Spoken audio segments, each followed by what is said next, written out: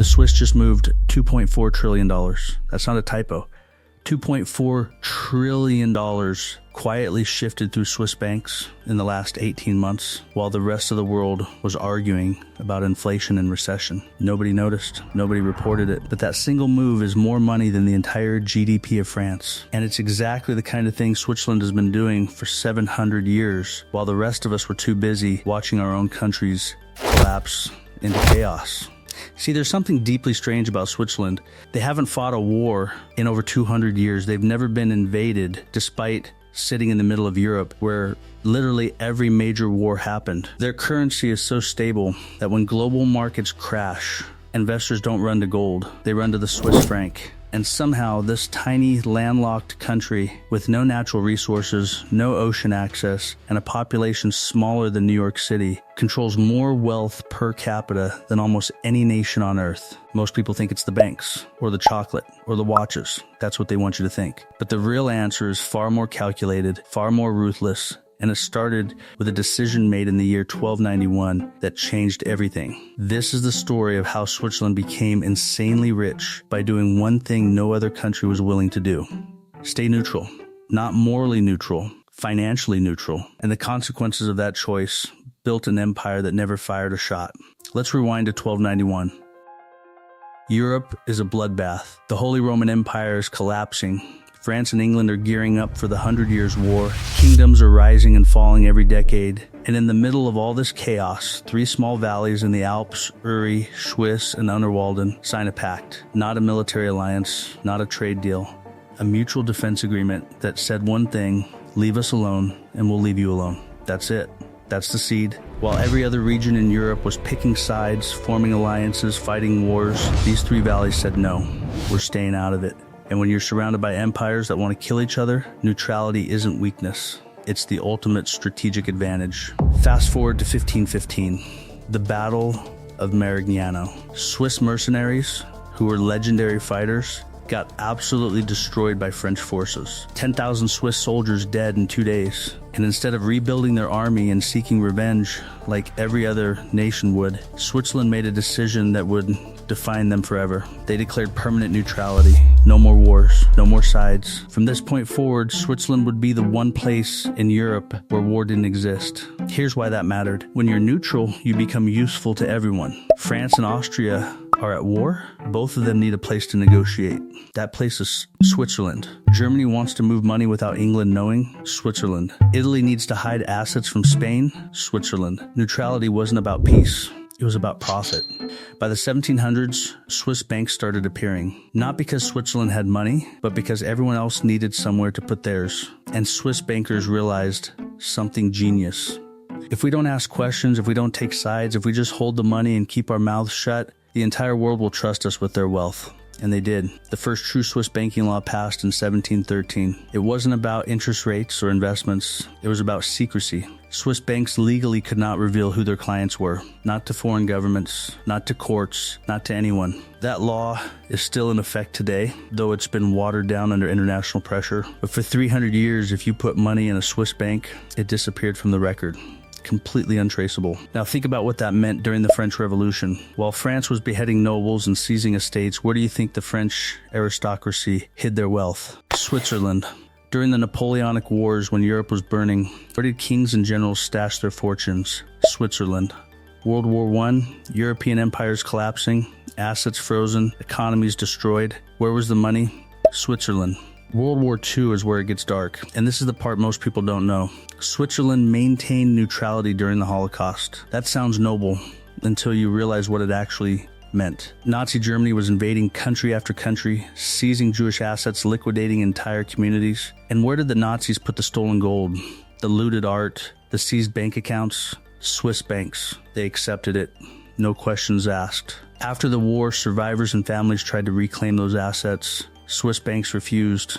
They demanded death certificates. Imagine that. Prove your family member died in a concentration camp before we give you back the money the Nazis stole from them. It took 50 years in international lawsuits before Switzerland admitted to holding $1.25 billion in dormant Holocaust accounts. And that's just what they admitted to. But here's the thing. That moral catastrophe didn't hurt Switzerland's reputation. It reinforced it. because the message was clear. Swiss banks will protect your money no matter what, no matter who you are, no matter where it came from. If you want secrecy, Switzerland is the only place that will never break. By the 1950s and 60s, Switzerland had become the financial center of the world. Not New York, not London, Zurich. Dictators, corporations, arms dealers, celebrities, everyone moved money through Switzerland. The Swiss franc became one of the most stable currencies on the planet because Swiss banks held more foreign wealth than any other country. But here's where the strategy gets even smarter. Switzerland didn't just hoard money. They built industries around precision. Swiss watches aren't just watches. They're a 200-year-old tradition of engineering excellence. Same with pharmaceuticals. Roche and Novartis, two of the biggest drug companies in the world, both Swiss. Why? Because Switzerland invested banking profits into high-skill, high-value industries that require trust and precision, the same qualities that made their banks successful. And they stay small. Switzerland has 8.7 million people. That's it. They don't want mass immigration. They don't want to scale because scarcity creates value. When you're small, exclusive, and neutral, you become the place everyone wants access to, but few people get. Now let's talk about the modern era. In 2008, the global financial crisis hit. Banks collapsed. Governments bailed out Wall Street. Entire economies went into recession. Switzerland? Barely a scratch. The Swiss franc actually gained value during the crisis because when the world panics, money flows to Switzerland. It's automatic at this point. But the cracks started showing. In 2009, the US government went after UBS, one of Switzerland's biggest banks, for helping Americans evade taxes. Switzerland was forced to hand over 4,450 client names. It was the first time in history that Swiss banking secrecy was broken under external pressure, and it didn't stop there. Over the next decade, international regulations forced Switzerland to cooperate with tax investigations, share data, and loosen their legendary secrecy laws. People thought that would destroy Switzerland's financial dominance. It didn't, because by the time the laws changed, Switzerland had already pivoted.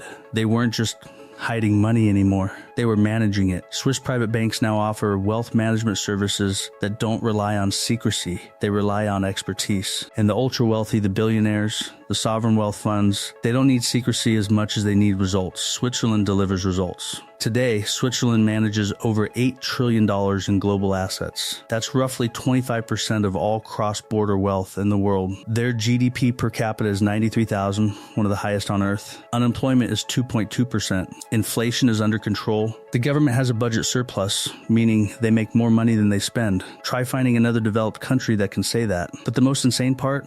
Switzerland still isn't in the European Union. They voted against it multiple times because joining the EU would mean giving up control. It would mean following Brussels rules, opening borders, sharing sovereignty. Switzerland looked at that deal and said, no, we've been independent for 700 years. We're not stopping now. And that independence is the secret. Every other country is tied to alliances, trade blocs, military pacts, political unions. Switzerland stands alone.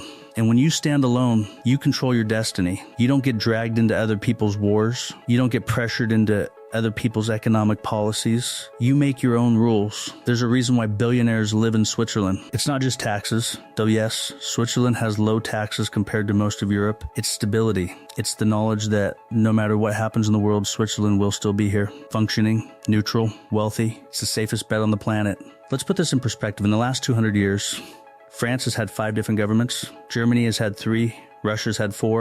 The United States has fought in dozens of wars. Switzerland, same government structure, same constitution since 1848, same neutrality policy, same banking system, unchanged, unshaken. That's not luck, that's strategy. Switzerland realized something fundamental about power that most countries miss. You don't need to be the biggest. You don't need to be the strongest. You need to be indispensable. And neutrality makes you indispensable to everyone. Think about it like this. If you're France or Germany, you have allies and enemies. Some countries trust you, some don't. But if you're Switzerland, everyone trusts you because you have no agenda. You're not trying to spread democracy. You're not trying to expand territory. You're just there, neutral, stable, ready to facilitate whatever the world needs. During the Cold War, U.S. and Soviet diplomats met in Geneva, Switzerland, to negotiate arms treaties. Not Moscow, not Washington, Geneva. Why? Because Switzerland was the only place both sides trusted. That trust is worth trillions. And here's the kicker. Switzerland's wealth isn't just in banks anymore. It's in real estate, infrastructure, education, innovation. Swiss cities consistently rank as the most livable in the world. Zurich, Geneva, Basel, these aren't just financial hubs. They're places where quality of life is engineered into every aspect of society. Clean streets, efficient public transport, low crime, high wages, universal health care that actually works. But it comes with trade-offs. Switzerland is expensive, insanely expensive. A coffee can cost $8. A small apartment in Zurich can run $3,000 a month. The cost of living is so high that even with high wages, it's hard to save money if you're not already wealthy. Switzerland isn't designed for the struggling middle class. It's designed for the elite and the highly skilled. And that's intentional. Switzerland doesn't want to be a country for everyone. It wants to be a country for the best, the most talented, the wealthiest, the most useful. If you don't fit that category, you're not getting in. Immigration laws are strict. Citizenship is nearly impossible unless you've lived there for a decade and speak the language. They don't apologize for it. They're protecting what they've built. So what can we learn from Switzerland? What's the takeaway here for the average person watching this who doesn't have a Swiss bank account or $1 billion to invest? The lesson is this: neutrality is power, not in the moral sense, but in the strategic sense. When everyone else is picking sides, fighting battles, getting dragged into conflicts, the ones who stay neutral, who stay focused, who protect their own interests, those are the ones who win in the long run. Switzerland didn't become rich by conquering others. They became rich by refusing to be conquered. They didn't build wealth by exploiting colonies. They built it by being the one place colonial powers trusted to hold their money. They didn't win wars. They won by not fighting them. And in 2025, as the world is more divided than ever, as countries are forming new alliances, as wars are breaking out, as economies are struggling, Switzerland is still doing the same thing they've done for 700 years, staying neutral, staying stable, staying rich. That $2.4 trillion that moved through Swiss banks in the last 18 months, that's just the beginning. Because when the world is chaotic, money always flows to safety. And safety for the last 700 years has always meant Switzerland.